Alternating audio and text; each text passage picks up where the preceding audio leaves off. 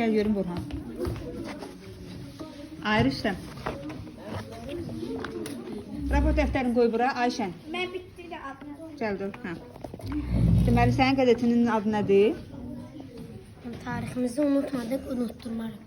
Unutturmaraq. Qəzetinin adı. Hə, Rejil. Hə, deməli, Heydər Əliyev haqqında şəkli hardan götürmüsən? İnternetdən?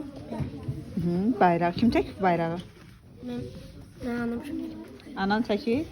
Özün çəkə bilmirsən? Hə. Sonra tariximizdə qadınlar mövzusundan götürmüsən. Bu bizim dərsimiz olan Günəş, ay qızım. Dərsimizdə olan mövzudur. Sonra Xarı Bülbül. Bunu kim çəkib? Ben bunun anam şöyle. Anan çəkibdi. Hə.